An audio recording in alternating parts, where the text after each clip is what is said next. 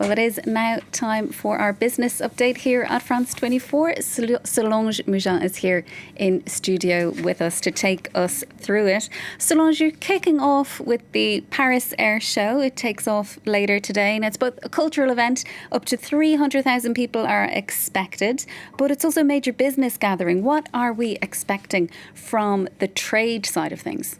Well, it's been 4 years, Sharon, since this air show took place in France at Le Bourget, which is just outside Paris. Now, normally it's every 2 years, but the pandemic cancelled the previous one. This year, for those in the aeronautic and air defense industry, it is a bit of a moment to revel in the fact that things are bouncing back post-COVID. This year's trade fair, which runs from today until Sunday, will have nearly 2,500 firms showing off the latest planes, their latest inventions, drones and prototypes. Now, among them, there will be some 300 startups, and if all goes well, over 2,000 orders are expected to be made. And as is traditionally the case, Boeing and Airbus will be unofficially at least competing for the most orders. Now, the two major aircraft makers are actually struggling to boost their production and to keep up with demand as more people return to travel.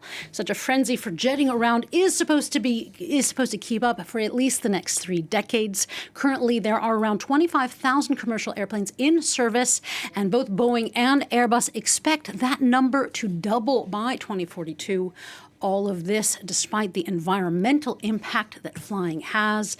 And it is known that it is mostly rich nations and individuals causing such pollution, with the top 1% of the world's wealthy people making up half of all air travel pollution, which accounts for between 3 and 4% of emissions and will increase in the coming decades if people continue to travel as much.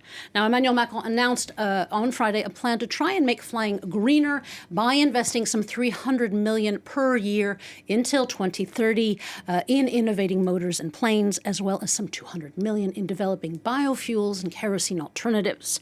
But for now, flying is still something that pollutes heavily, and our thirst for jetting away, Sharon, well, it's increasing as we speak.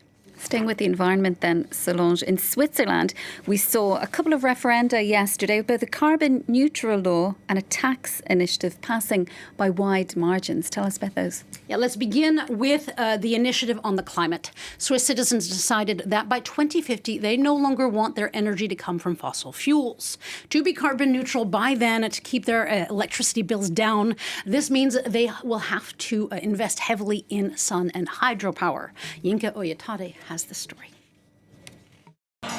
It's being hailed as a major victory. Over 59% of Swiss voters give the green light to a bill aimed at reaching carbon neutrality by 2050. I feel very moved. I'm happy, but not only because we won. Not only because we won happily, but because I'm here with all of you. And because I realised how great our team is and how I like so many people with whom we managed to get this result. At the heart of the legislation, slashing the country's dependence on imported oil and gas and looking to greener and more homegrown alternatives instead.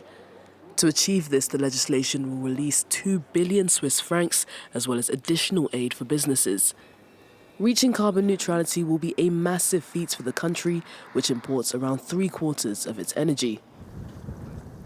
But the stakes are high, with glaciers in the Alps melting at an alarming rate. They lost 1/3 of their volume between 2001 and 2022. The law has divided politicians. The Nationalist Swiss People's Party, which has long been against the legislation, say the measures will cause energy bills to rise. Of course we're disappointed, especially for the population who will have to pay the price, not only through the electricity bill, but also with bans, which we fear. Alongside the climate bill, a second referendum on Sunday also saw voters overwhelmingly back the introduction of a 15% minimum tax rate on businesses, paving the way for Switzerland to join an international agreement led by the OECD. The coronavirus was the focus of a third vote. Nearly 70% of citizens agreed to extend the country's emergency COVID-19 law until 2024. Now, as we just heard, one of the other referendums on the ballot on Sunday was taxing businesses a minimum of 15%. That is actually higher than the nationwide average of 11%. But until this referendum, the rate varied from one canton or state to another. Now, nearly 80% of those who voted said that they were in favor of this minimum tax.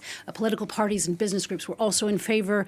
This sends a strong message by the Swiss of wanting the extra funds, but also in taxes, but also to redefine their image in a way as a tax haven for some.